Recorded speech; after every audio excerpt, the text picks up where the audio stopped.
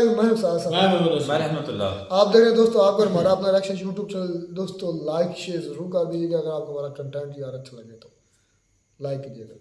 तो चलते हैं दोस्तों वीडियो की अब कंपैरिजन है GF-17 थंडर यानी कि इंडियन राफेल, लेकिन इंडिया तो नहीं, खैर वो फ्रांस से नहीं है, इंडिया तो अपने तेजस में आता है, और पाकिस्तान और चाइना मेड GF-17 थंडर, उनका कंपैरिजन हो रहा है। बड़ा शानदार होने वाला वीडियो, इस पर बड़ा चर्चा होने वाला है। वीडियो पर देखते हैं, फिर इस पर बात। इस वीडियो में बताई गई सारी जानकारी पब्लिक प्लेटफॉर्म पर उपलब्ध है। इसमें ऐसी कोई जानकारी नहीं दी गई है जिससे हमारे सुरक्षा बलों की गोपनीयता भंग होती है। डिफेंस डिटेक्टिव सेना का सम्मान करता है और उन्हीं जानकारियों के आधार पर काम करता है जो सार्वजनिक रूप से मौजूद हैं। नमस्कार दोस्तों, डिफेंस डिटेक्टिव के एक और नए एपिसोड में आपका स्वागत है। मैं हूँ शिल्पी शर्मा। आज की वीडियो में हम बात करने वाले हैं भारत के राफेल और पाकिस्तान के एकदम नए लड़ाकू विमान GF-17 ब्लॉक 3 की। अभी तक आपने इन दोनों लड़ाकू विमानों की टक्कर पर बहुत सारे वीडियो देखे होंगे, आर्टिकल्स पढ़े होंगे। कई वीडियो जो पाकिस्तानी डिफेंस चैनलों ने बनाई है उनमें बताया जा रहा है कि GF-17 ब्लॉक 3 के सामने राफेल कहीं नहीं टिकेगा, वो राफेल से बेहतर है। तो क्या वाकई ऐसा है? चलिए इसका पता लगाते हैं। वीडियो शुरू करूं उससे पहले मैं आपको यकीन दिलाती हूं कि मैं इन दोनों विमानों की बेहद सटीक और ईमानदार तुलना करने वाली हूं। दोनों ही विमानों के हर पहलू की बात होगी। तो चलिए वीडियो की शुरुआत करते हैं। भारतीय राफेल वर्सेस पाकिस्तानी GF-17 ब्लॉक 3। राफेल की बात करें तो भारत को 4 राफेल डिलीवर हो चुके हैं, लेकिन अभी वो भारत नहीं आए हैं। फ्रांस में उन पर भारतीय पायलट और टेक्निकल सपोर्ट टीम की ट्रेनिंग चल रही है। वहीं GF-17 ब्लॉक 3 के प्रोटोटाइप ने अभी पिछले महीने ही चीन में अपनी पहली उड़ान भरी है। ये ब्लॉक 2 वेरिएंट से बेहद अलग है। इसमें कई नए उपकरण लगे हैं। वहीं राफेल दुनिया के सबसे बेहतरीन लड़ाकू विमानों में से एक है। मई तक खरीदे गए 36 विमानों में से 4 विमानों की खेप भारतीय वायुसेना में शामिल हो जाएगी। सबसे पहले आपको बताते हैं कि दोनों किस जनरेशन के लड़ाकू विमान है। राफेल 4.5 जनरेशन का, जबकि GF-17 ब्लॉक 3 4+ जनरेशन वाला लड़ाकू विमान है। राफेल में ट्विन इंजन सिंगल सीट है, वहीं GF-17 ब्लॉक 3 में सिंगल इंजन सिंगल सीट है। राफेल के बाकी 32 विमान 2022 तक एयरफोर्स में शामिल हो जाएंगे। पिछले साल अक्टूबर में रक्षा मंत्री राजनाथ सिंह ने पहले राफेल का हैंडओवर लिया है। बस 3 महीने बाद ही भारत के आसमान में राफेल उड़ते हुए नजर आएंगे। वहीं ये तस्वीर बीते दिसंबर महीने की है, जिसमें GF-17 ब्लॉक 3 का पहला प्रोटोटाइप उड़ान भरता दिखा। पाकिस्तान एयरफोर्स के मुखिया एयर चीफ मार्शल मुजाहिद अनवर खां के मुताबिक 2024 तक 50 GF-17 ब्लॉक 3 के शामिल करने की योजना है। खबरों के मुताबिक PAC यानी पाकिस्तान एरोनॉटिकल कॉम्प्लेक्स कामरा में 2 विमान प्रोडक्शन लाइन पर हैं, जिन्हें इस साल के आखिर तक एयरफोर्स में शामिल किया जा सकता है। वहीं 2021 से हर साल 12 GF-17 ब्लॉक 3 का प्रोडक्शन किया जाएगा। खबरों के मुताबिक PAC इसके एयरफ्रेम और सब सिस्टम्स का 58% हिस्सा तैयार करेगा। इसमें wings, horizontal tail, vertical tail और आगे का फ्यूजलाज शामिल है। वहीं चीन की CAC यानी Chengdu aircraft corporation of China 42% हिस्सा बनाएगा, जिसमें बीच का और पीछे का फ्यूजलाज शामिल है। एयरक्राफ्ट के पार्ट्स चीन से किट के फॉर्म में पाकिस्तान आएंगे, जहां इसे असेंबल किया जाएगा। इन दोनों ही लड़ाकू विमानों की कुछ खास पैरामीटर्स पर तुलना करेंगे और फिर आखिर में बताएंगे कि अगर दोनों विमानों की कभी आमने सामने की टक्कर हुई तो फिर कौन किस पर भारी पड़ सकता है। हो सकता है कि मेरा पॉइंट ऑफ व्यू आप सभी को पसंद ना आए, लेकिन मैं आपको इतना यकीन दिलाती हूँ कि बेहद ईमानदारी से इन दोनों की तुलना होगी। हम राफेल और GF-17 ब्लॉक 3 को 5 पैरामीटर्स पर टेस्ट करेंगे। पहला है डिज़ाइन, दूसरा है इसमें लगने वाले हथियार, तीसरा है एवियोनिक्स, चौथा है दुश्मन के हमले से बचने की क्षमता और 5वां है कीमत। तो शुरुआत करते हैं डिज़ाइन से। राफेल की लंबाई 50 फीट, चौड़ाई 35.9 फीट और ऊंचाई 17.5 फीट है। वहीं GF-17 ब्लॉक 3 की लंबाई 49 फीट, चौड़ाई 31 फीट और ऊंचाई 15.5 फीट है। राफेल का खाली वजन करीब 10,000 किलो है, जबकि GF-17 ब्लॉक 3 का 6,622 किलो है। राफेल का maximum take off weight 24,500 kilo है, वहीं GF-17 ब्लॉक 3 का 12,700 किलो ही है। दोनों विमानों की G लिमिट्स की बात करें तो राफेल की -3.2 G से +9 G है, तो वहीं GF-17 ब्लॉक 3 की -3 से +8 G तक है। अब आते हैं दोनों विमानों के उस हिस्से पर जो इसे ताकत देता है, रफ्तार देता है, यानी इंजन पर, और देखते हैं कि दोनों विमान कौन से इंजन का इस्तेमाल करते हैं, इनकी ताकत कितनी है, दोनों विमानों की रफ्तार कितनी है, रेट ऑफ क्लाइंब मतलब ऊंचाई पर जाने की स्पीड क्या है, और सबसे अहम सवाल कि कितने किलो का पेलोड, या आसान भाषा में कहें तो हथियार और उपकरण लेकर ये हवा में उड़ सकते हैं। राफेल में दो स्नेकमा M88 टर्बोफैन इंजन लगे हैं। दोनों इंजन मिलकर करीब 150 किलो न्यूटन का थ्रस्ट पैदा करते हैं, जबकि JF-17 ब्लॉक 3 में चीन का बना WS-13E टर्बोफैन इंजन है। ये करीब 85 किलो न्यूटन का थ्रस्ट पैदा करता है। राफेल का रेट ऑफ क्लाइम 305 मीटर प्रति सेकंड है, वहीं JF-17 ब्लॉक 3 का रेट ऑफ क्लाइम 300 मीटर प्रति सेकंड है। राफेल की रफ्तार आवाज से 1.8 गुना ज्यादा तेज है, तो वहीं JF-17 ब्लॉक 3 की रफ्तार आवाज से 2 गुना ज्यादा तेज है। राफेल प्रति किलोमीटर करीब 1 लीटर ईंधन खर्च करता है, वहीं JF-17 ब्लॉक 3 प्रति किलोमीटर करीब 1.34 लीटर ईंधन खर्च करता है। यहाँ ये गौर करने वाली बात है कि राफेल ट्विन इंजन होने के बाद भी फ्यूल इकोनॉमी में सिंगल इंजन वाले JF-17 ब्लॉक 3 से बेहतर है। राफेल की सर्विस सीलिंग 50,000 फीट है, जबकि JF-17 ब्लॉक 3 की 54,000 फीट है। रेंज की बात करें तो राफेल की फेरी रेंज 3,700 किलोमीटर है, वहीं JF-17 ब्लॉक 3 की 3,800 किलोमीटर है। राफेल की कॉम्बैट रेंज 1,850 किलोमीटर है, जबकि JF-17 ब्लॉक 3 की करीब 1,400 किलोमीटर है। किसी भी फाइटर जेट के लिए थ्रस्ट टू वेट रेशियो बेहद अहम होता है, क्योंकि इसकी वजह से दुश्मन के जहाज पर न सिर्फ एज मिलती है, बल्कि हथियारों से पूरी तरह लोड होने के बावजूद रफ्तार भी कायम रहती है। इसके अलावा सुपर क्रूज करने की क्षमता भी जंग में एक निर्णायक भूमिका निभाती है। तो चलिए देखते हैं कि इन दोनों पैमानों पर राफेल और JF-17 ब्लॉक 3 कहाँ ठहरते हैं। राफेल का थ्रस्ट टू वेट रेशियो 1.13 का है, जबकि JF-17 ब्लॉक 3 का 1 है। इसका मतलब ये हुआ कि पूरी तरह से हथियारों से लोड होने के बाद भी जहाज के पास इतनी ताकत मौजूद रहती है कि वो वजन के साथ साथ रफ्तार और मनूवर करने की क्षमता को कायम रख सके। JF-17 ब्लॉक 3 से थ्रस्ट टू वेट रेशियो में बेहतर होने के अलावा सुपर क्रूज की क्षमताओं से भी लैस है। राफेल में एडवांस लेवल का सुपर क्रूज है, जो इसे दुश्मन के जहाज से IRST डिटेक्शन यानी infrared search and track system से भी बचाता है। JF-17 ब्लॉक 3 के पास अभी तक सुपर क्रूज की क्षमता नहीं है, जो एक बड़ी कमी है, और जंग के मैदान में ये कमी बहुत भारी पड़ सकती है।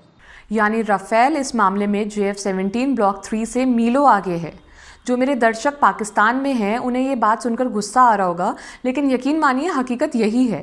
आपके कमेंट्स अच्छे हों बुरे हों, सबका स्वागत है। आगे बढ़ते हैं, दोनों ही विमानों के हथियार की बात करते हैं। कोई भी विमान तब तक दुश्मन में डर पैदा नहीं कर सकता जब तक उसके पास सबसे आधुनिक और खतरनाक हथियार ना हो। तो चलिए राफेल और JF-17 ब्लॉक 3 के हथियार, उनकी रेंज, जंग के मैदान में कितने असरदार साबित हो सकते हैं, इसे देख लेते हैं। राफेल में 14 हार्ड पॉइंट्स हैं, जबकि JF-17 ब्लॉक 3 में 11 हार्ड पॉइंट्स हैं। हार्ड पॉइंट्स का मतलब ये होता है कि जितने हार्ड पॉइंट्स होंगे उतने ही ज्यादा हथियार या उपकरण जहाज लेकर उड़ सकता है। कौन कौन से हथियार इन दोनों ही विमानों पर लग सकते हैं, उसकी भी पूरी जानकारी आपको देंगे, लेकिन सबसे पहले बात दोनों जहाजों में लगे कैनन की। राफेल में फ्रांस की बनी GI-80-30M 791 ऑटो कैनन लगी है, जबकि JF-17 ब्लॉक 3 में रूस की बनी GSS-23 ऑटो कैनन लगी है। राफेल की GI-80-30M 791 ऑटो कैनन में 30 mm की गोलियों का इस्तेमाल होता है, वहीं JF-17 ब्लॉक 3 की GSS-23 ऑटो कैनन में 23 mm की गोलियों का इस्तेमाल होता है। इसका रेट ऑफ फायर 2500 राउंड पर मिनट है। इसका रेट ऑफ फायर 1700 राउंड पर मिनट है और इसकी मजल वेलोसिटी 1025 मीटर प्रति सेकंड है। यानी राफेल में लगी कैनन JF-17 ब्लॉक 3 के कैनन से बेहतर है, क्योंकि एक तो 30 mm की गोलियां नुकसान ज्यादा करती हैं, और दूसरा ये JF-17 ब्लॉक 3 के मुकाबले प्रति मिनट 800 गोलियां ज्यादा फायर करती है, जिससे इसकी मारक क्षमता ज्यादा है। ये तो हुई इसकी गन की बात, लेकिन सबसे अहम हथियार है इन दोनों विमानों में लगी मिसाइलें। क्योंकि दोनों ही मल्टी रोल फाइटर जेट्स हैं, इसलिए कई तरीके की मिसाइलों से इन्हें लैस किया जा सकता है। जैसा मिशन हो उसके हिसाब से वैसी ही मिसाइलें इसमें लग सकती है। तो शुरुआत करते हैं beyond visual range air to air missile यानी BV-RAM से। राफेल में है मेटेओर और JF-17 ब्लॉक 3 में है PL-15। मेटेओर दुनिया की सबसे खतरनाक बियॉन्ड विजुअल रेंज मिसाइलों में शामिल है। फिलहाल फ्रांस, ब्रिटेन, स्पेन और स्वीडन की एयरफोर्स इस मिसाइल का इस्तेमाल कर रही है। अब इसमें भारतीय वायुसेना भी शामिल हो गई है। वहीं PL-15 मिसाइल का इस्तेमाल अभी चीन की एयरफोर्स कर रही है। उसके सबसे आधुनिक 5th जनरेशन J-20 में भी यही मिसाइल लगी हुई है। अब चीन इसे पाकिस्तान को JF-17 ब्लॉक 3 के इस्तेमाल के लिए दे रहा है। राफेल की मेटेओर मिसाइल की रफ्तार आवाज से 4 गुना ज्यादा तेज है और इसकी रेंज 150 किलोमीटर है। वहीं JF-17 ब्लॉक 3 में लगने वाली PL-15 मिसाइल की रफ्तार भी आवाज से 4 गुना ज्यादा तेज है और इसकी रेंज 300 किलोमीटर होने का दावा है। मेटेओर मिसाइल का इस्तेमाल अभी राफेल, यूरोफाइटर टाइफून, ग्रिपेन कर रहे हैं। अमेरिकी F-35 विमानों को भी इससे लैस करने की योजना है। वहीं PL-15 मिसाइल अभी चीनी एयरफोर्स के J-10C, J-16, J-20 विमानों में हो रहा है। अब पाकिस्तान के लिए J-17 ब्लॉक 3 को भी इससे लैस किया गया है। इसके अलावा एयर टू एयर मिसाइलों में मीडियम और शॉर्ट रेंज की मिसाइलें भी होती हैं, क्योंकि जंग के दौरान क्लोज कॉम्बैट में इन मिसाइलों की जरूरत पड़ती है। राफेल के पास माइका और R-550 मैजिक 2 है, जबकि JF-17 ब्लॉक 3 के पास PL-12 और IRIS-T मिसाइलें हैं। राफेल में लगी MICA medium range air to air missile है, वहीं JF-17 ब्लॉक 3 में लगी PL-12 भी medium range air to air missile है। माइका मिसाइल की रफ्तार आवाज से 4 गुना ज्यादा तेज है और इसकी रेंज 0.5 मीटर से लेकर 80 किलोमीटर तक है। वहीं PL-12 की रफ्तार भी आवाज से 4 गुना ज्यादा तेज है और इसकी रेंज 0.5 मीटर से लेकर 100 किलोमीटर तक की है। राफेल फ्रांस की R-550 मैजिक 2 मिसाइल से भी लैस है। ये short range air to air missile है। वहीं JF-17 ब्लॉक 3 जर्मनी की IRIS-T short range air to air missile से लैस है। R-550 मैजिक 2 की रफ्तार आवाज से 3 गुना ज्यादा तेज है और इसकी रेंज 0.3 किलोमीटर से 15 किलोमीटर तक की है। वहीं IRIS-T मिसाइल की रफ्तार भी आवाज से 3 गुना ज्यादा तेज है और रेंज 0.3 किलोमीटर से 25 किलोमीटर तक है। इसके अलावा JF-17 के प्रोटोटाइप में 2 PL-5E2 मिसाइलें भी लगी हुई नजर आई हैं। PL-5E2 भी short range air to air missile हैं। रफ्तार आवाज से 2.5 गुना ज्यादा तेज है और इसकी रेंज 0.5 किलोमीटर से 16 किलोमीटर तक है। यहाँ पर आपको JF-17 ब्लॉक 3 में लगी मिसाइलें रेंज में ज्यादा बेहतर लग रही होंगी, लेकिन रेंज ज्यादा होने से साबित नहीं होता कि मिसाइल सबसे बेहतर है। ये साबित होता है मिसाइल की एक्यूरेसी और सक्सेस रेट से, ऑपरेशन में उसका कितना इस्तेमाल हुआ है और इनमें उसका प्रदर्शन कैसा रहा है इससे। चीनी मिसाइलों का इस्तेमाल अभी तक किसी ऑपरेशन में नहीं हुआ, जबकि मेटेओर, माइका और R-550 मैजिक 2 कई बड़े ऑपरेशंस का हिस्सा रही हैं और इनमें इन्होंने 100% सटीकता से काम किया है। इसके अलावा दोनों ही विमानों को air to ground, anti ship, anti radiation मिसाइलों से भी लैस किया जा सकता है। साथ ही इनमें गाइडेड, अनगाइडेड और ग्लाइड बम भी लगाए जा सकते हैं। इन हथियारों की और ज्यादा जानकारी हम आपको इसलिए नहीं दे रहे क्योंकि इससे वीडियो बहुत ज्यादा लंबा हो जाता और इस वीडियो में हम राफेल और JF-17 ब्लॉक 3 के सिर्फ एयर टू एयर ऑपरेशंस पर ही फोकस रख रहे हैं। हथियारों के मामले में राफेल JF-17 ब्लॉक 3 से कहीं आगे नजर आता है।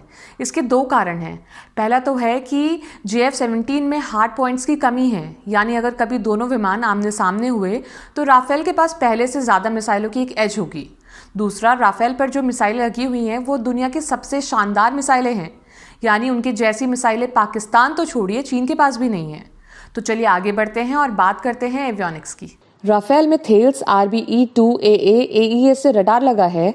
5 square metre radar cross section वाले ऑब्जेक्ट को ये 200 किलोमीटर दूर से पकड़ सकता है। एक साथ ये 40 एरियल टारगेट को ट्रैक कर सकता है और 8 एरियल टारगेट को एक साथ एंगेज कर सकता है। वहीं JF-17 ब्लॉक 3 में चीन अपना सबसे लेटेस्ट KLJ-7A AES से रडार लगाएगा। 5 square metre radar cross section वाले ऑब्जेक्ट को ये 170 किलोमीटर दूर से पकड़ सकता है।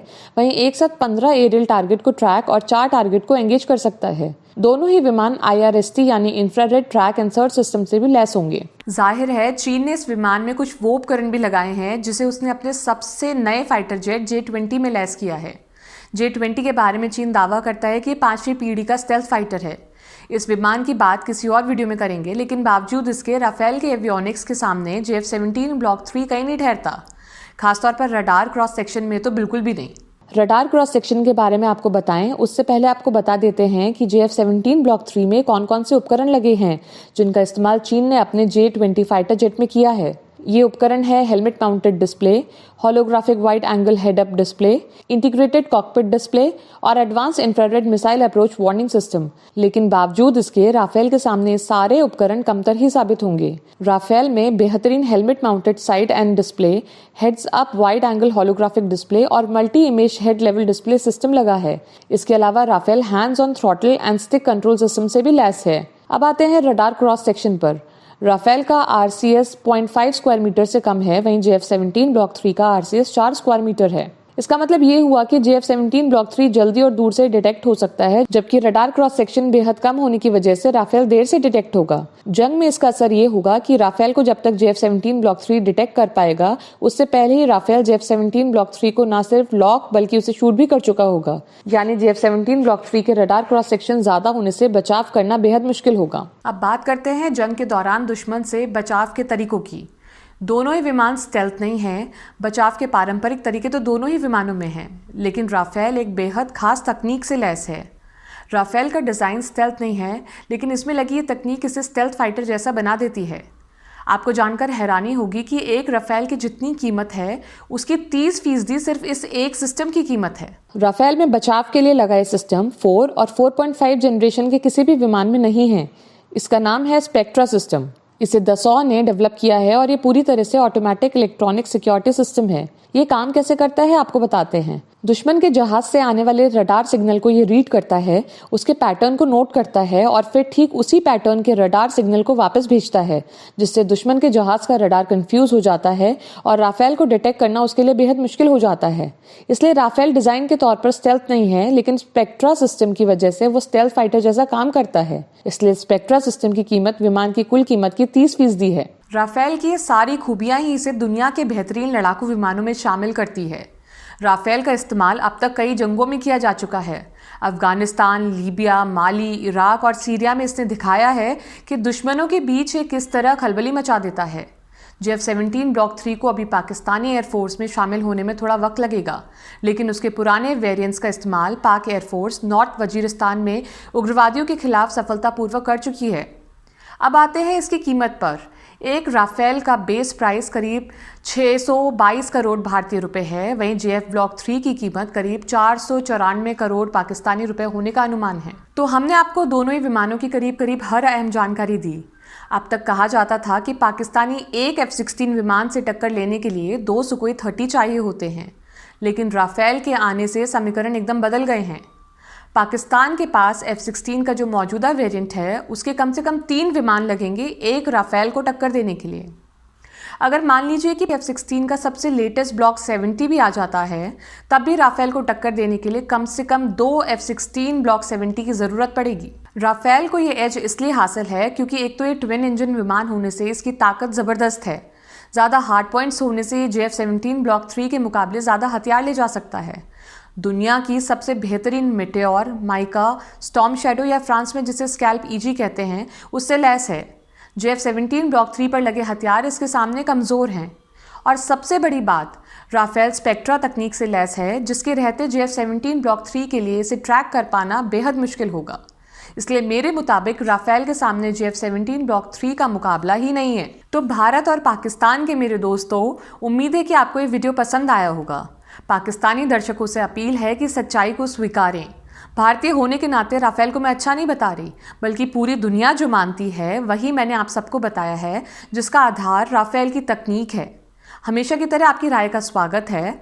पाकिस्तान से गालियों वाले कमेंट्स भी आते हैं तो मैं उन्हें रोकती नहीं हूँ, बस ये उम्मीद रखती हूँ कि आलोचना करिए, अपना पॉइंट रखिए, लेकिन भाषा की मर्यादा को ध्यान में रखकर करिए। अगर दोस्तों आपको वीडियो अच्छा लगा तो प्लीज़ सब्सक्राइब करिए हमारा चैनल, इस वीडियो को लाइक करिए, अपने दोस्तों के साथ शेयर कीजिए और ताज़ा अपडेट्स पाने के लिए बेल आइकन पर प्रेस करना ना भूलिए। ऐसे ही नए वीडियो के साथ जल्दी हाजिर हो। तो जी दोस्तों, वीडियो होगी ख़त्म। सबसे पहले तो ये बात है, इसमें मैं अगर JF-17 थंडर की बात करूँ, ये तो चाइना में की टेक्नोलॉजी यूज़ हुई है और वो राफेल के अंदर फ्रांस का मतलब USA की चीज़ें, सारा चीज़ें वो उन पर स्टडी करके सारा कुछ बनता है।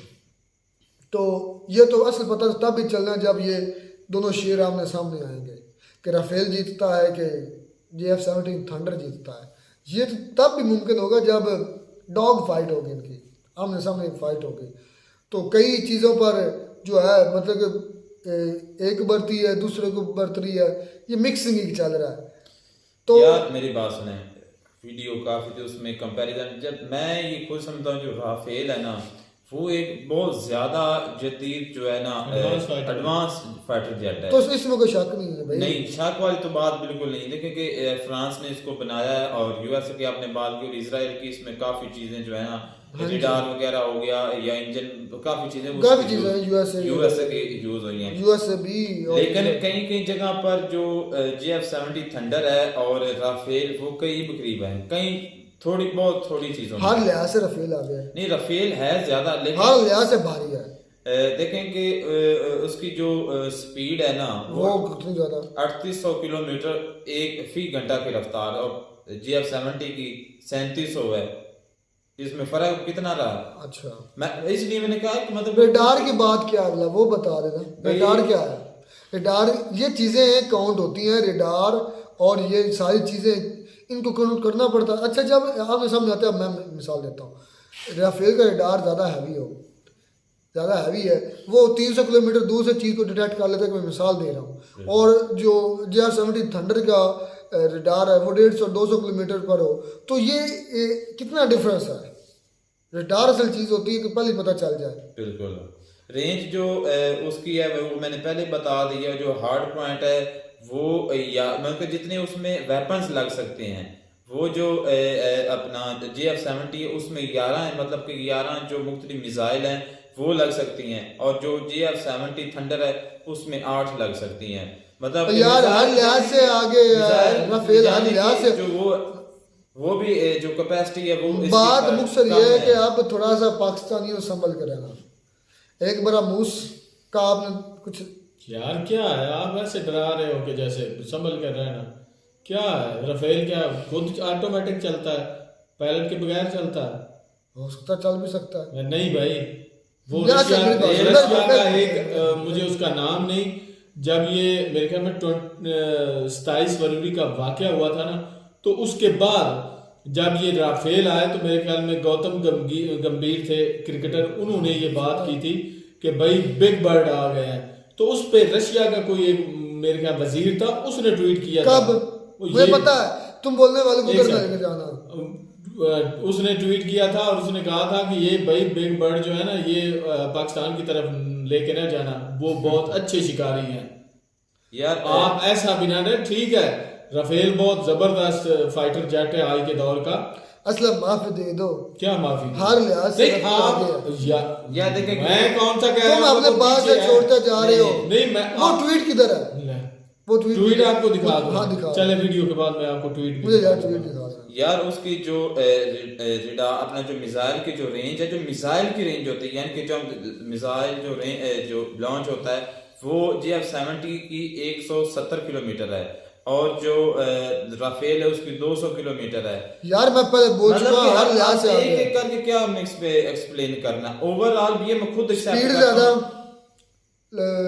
उसके बाद रडार की जो दूरी है डिटेक्ट करने की ज्यादा, मिसाइल की रेंज ज्यादा, उसके बाद लेकिन जो मिसाइल ये जो चीजें हैं ना, ये काउंट होती जब फाइट में आते हैं। ये बात बिल्कुल आपने सही की है। आप ऐसे कह लें कि भाई राफेल बहुत ज्यादा, नो डाउट वो बहुत ज्यादा तगड़ा फाइटर जेट है, लेकिन जब लड़ाई होती है ना, फाइट होती है, तो तब पता चलता है भाई। हाँ पता चला है, स्पीड 4 मैच, वही तो कह रहा हूं, पाकिस्तान की जब लड़ाई होती है इंडिया के साथ तब भी तो पता चलता है। हाँ तब भी पता चलता है।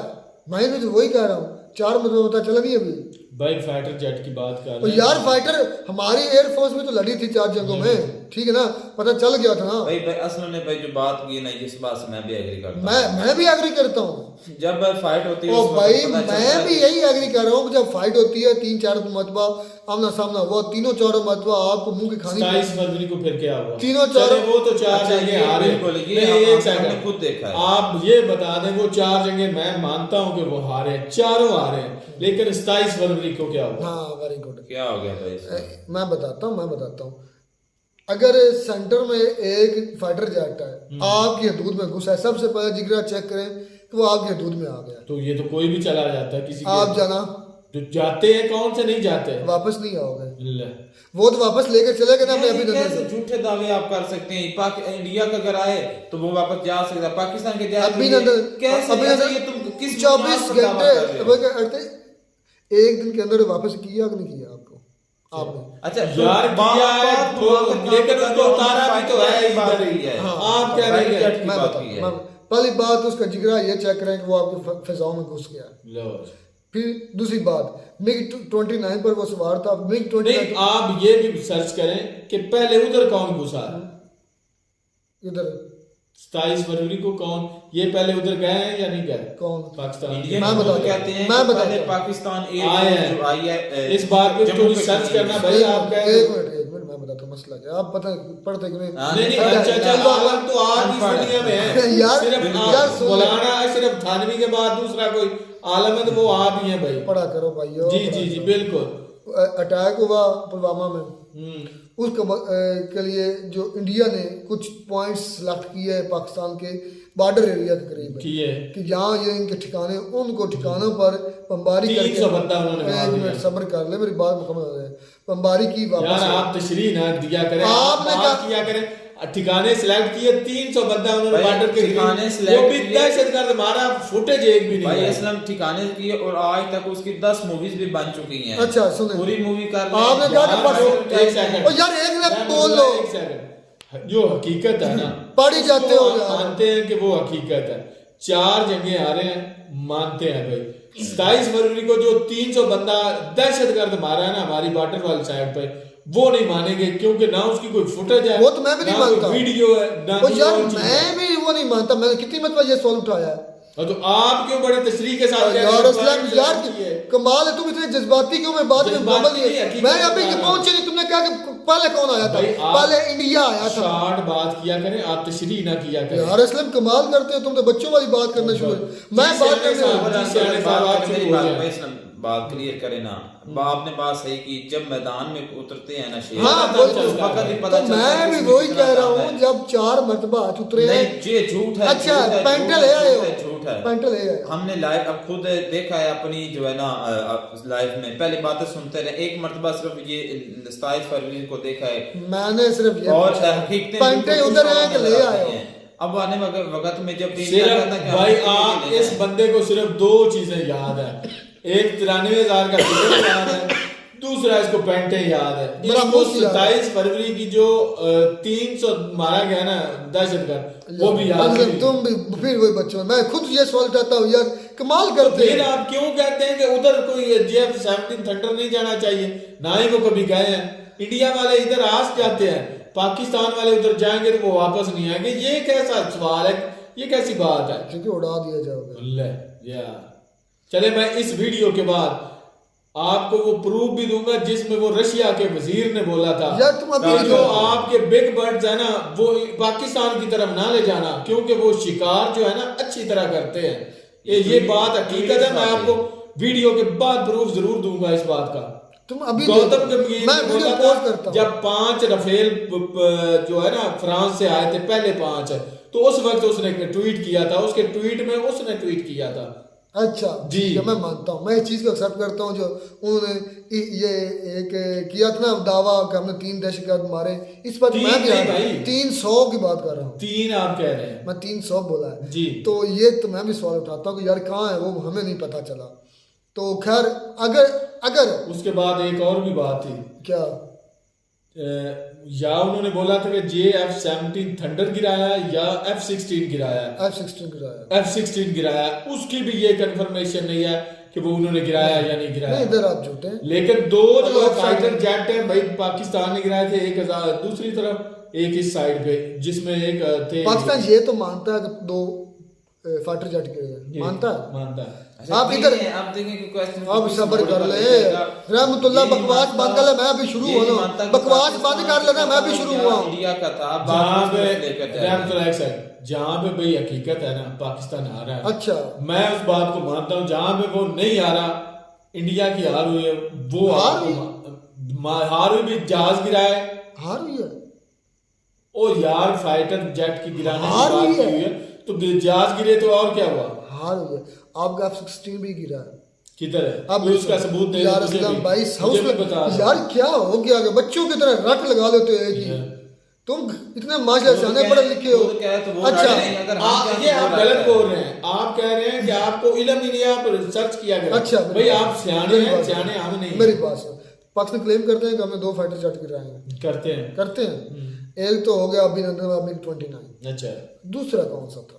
क्लेम नहीं करते। दूसरा कि आपको नंबर प्लेटें उठा के फिरते फिरे, वो उस तरफ गिरा था मकबूजा की। इसको इस्तेमाल करो, इसको। हम्म। 2 क्लेम करते हैं पाकिस्तान कि हमने 2 फाइटर जेट गिराए, करते ना। एक F-16 गिरा था और दूसरा अभिनंदन का। ये पूरे प्रूफ दिए थे लोग सबने वीडियो में। किस वीडियो में दिए? वो वीडियो आपने वो की, थोड़ी सी हमें भी दो, वो वीडियो ही दिखा दो। वो वीडियो डिटेल में दिखा देना वीडियो। हाँ, वो वीडियो जरूर देखेंगे भाई। और प्रूफ हमें भी देख। अच्छा मुझे एक मिनट सब्र कर ले। जब एक फाइटर जेट मान लिया कि अभिनंदन, माना है। दूसरा किधर है उसकी कोई अता पता। मैं तुम्हें इंटरनेशनल मीडिया की न्यूज़ दिखाता हूँ अभी इसी वक्त। तो 2 जहाज थे इंडिया के, अब इंटरनेशनल मीडिया तो इन्हें झूठ बोल सके, उसी दिन की न्यूज है। अच्छा अभी चाहो तो मैं तुम्हें अभी दिखा सकता हूं। अच्छा बोलो बोलो। क्लोज करें, इंडिया के 2 जहाज वीडियो वैसे क्लोज करना नहीं होता, पोज करना होता जी। तो क्लोज भी करना, क्लोज कर रहे तो फिर खत्म हो चलो जाएगा। जो भी तुमने करना है वो कर दो, मैं तुम्हें हकीकत दिखाता इंग्लिश भी हूं। सीख लो जी।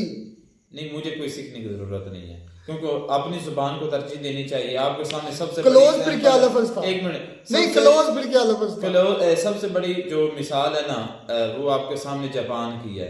नहीं क्लोज लफ्ज क्या था फिर? यार आप अपनी मर्तबा ना, जब हम बात कहते हैं तो आप यानी कि ना अपने आप से ज्यादा जिसे कहते हैं कि बाहर हो जाते हैं यार। मैं अब इससे क्या मैं इसमें भूल जाते हैं कभी। असलम भाई सर्च करने लग गए और जब जी मैं सर्च कर रहा हूँ। अच्छा यार इस तरह कोई सर्च ना चले, बात मुझसे इतनी है, पाकिस्तान ने 2 फाइटर जेट गिराए, एक का पता है MiG-20 ने अभिनंदन में, दूसरा कोई पता नहीं क्योंकि दूसरा था F-16, ठीक है। और आपकी फ्लीट के अंदर जो F-16 की टोटल तादाद थी ना, उसके अंदर एक F-16 कम था। और उसके बाद पाकिस्तान ने ये कहा था कि ये जी हमारा एक हादसा हो गया था, उस F-16 में वो हमारा एक तबाह हो गया था। ठीक हो गया, ये आपकी आर्मी इस तरह करती है। तो बात अगर ये राफेल की और JF-17 थंडर की बात करें तो राफेल हर लिहाज से JF-17 थंडर पर भारी है। और मुकाबले की बात करें तो वो हम 4 मरतबा मज़ा चख चुके हैं, छितर खा चुके हैं। अगर हमारे अंदर कोई नक मुशक हो, कोई थोड़ी सी भी गैरत हो ना, थोड़ी सी भी, इतनी सी भी गैरत, ये भाई साहब प्रूफ है जो मैंने बात की है। इधर तो नजर नहीं आ रहा, नजर नहीं आ रहा। चलो मैं लिंक मैं साथ में कर मैं बताता इधर ये 5 राफेल आए थे जब उस वक्त की बात है। मैं बता, उसका नाम है मेरे ख्याल में, एक मिनट भाई, ये ट्वीट है डेनिस का, अप्रूव्ड है, डेनिस क्रिकेट है। अच्छा ये क्रिकेट के नाम से है? अच्छा मैं आपको पढ़ के दिखा देता हूँ। गौतम गंभीर का ट्वीट पर उसने रीट्वीट किया हुआ है कि the big birds are finally here, आ गए 5। साथ में गौतम गंभीर साहब ने वो 5 की तस्वीर भी जी जी। अब उस पर रीट्वीट किया हुआ है डेनिस ने। ये रशिया का है। एक मिनट, अब पता नहीं किसका, मुझे तो पता नहीं है भाई ये रशिया का। ये तुम कैसे कह सकते हो? मैंने इसकी बकायदा ट्वीट पढ़ी थी। अच्छा वो तो पढ़ ली, ये तुम कैसे कह सकते हो रशिया का? अच्छा चेक करो, चलो just make sure they don't cross the line else they will magically turn into big metal scrap heaps. कि यह ख्याल करना कि उधर ना चले जाएं बॉर्डर क्रॉस के, नहीं तो ये मतलब राख बन जाएंगे, ढेर बन जाएंगे, तब्दील हो जाएंगे। अब इसकी सर्च करो कि ये डेनिस है कौन? वो यार जो उसने रिप्लाई किया है, रिप्लाई की बात की है ना, वो मैंने आपको दिखा दिया। मैं अमेरिका में बैठ कर या किसी और कंट्री में बैठ कर आईडी चेंज करके डेनिस के नाम के रख के, अच्छा आपको सबर मेरे सबर, मैं सर्च करूंगा वो भी आपको दिखा। अगर डेनिस हुआ रशियन हुआ तो भी आप सच्चे, अगर रशियन ना हुआ तो भाई मैं ये कोशिश करूंगा मुझे याद रहा। ये मैं क्लिप आपको साथ में इधर शेयर भी करूंगा कि आप बल्कि लिंक भी दूंगा कि इस पर सर्च करो कि ये वाकई रशियन था या कोई पाकिस्तानी अपनी आईडी चेंज करके पाकिस्तानी रीट्वीट कर रहा था। ये भी चीज़ है कि ऐसा नहीं हो सकता। असलम भाई ऐसा नहीं हो सकता, मुझे पहले ये बताओ यार, मुझे सिर्फ ये बता दो ऐसा हो सकता है। मैं अभी दोबारा इसको सर्च करूंगा इस बंदे के नाम से। असलम भाई मुझे फिर मैं आपको ठीक है सर्च करता रहा, मुझे सिर्फ ये बता ऐसा हो नहीं सकता। नहीं पाकिस्तान ने क्यों नाम यार मुझे ये बता दे ऐसा हो सकता है? नहीं गलत बोल रहे हो, इधर फिर झूठ बोल रहे हो। हो सकता है आप अपनी जो मर्जी आईडी रख ले उसको यार अगर वो डायरेक्ट बोल दे तो इसमें क्या है? चलें जी, मैं ये लिंक भी दूंगा, ये स्क्रीनशॉट भी साथ लगाऊंगा, आप इस पर सर्च करना। मैं नहीं मानता कि ये रशिया के किसी बंदे ने कहा। आपके नाम मानने से मिलता है नई वीडियो में नाटक साथ, तब तक दीजिए इजाजत, अल्लाह हाफिज।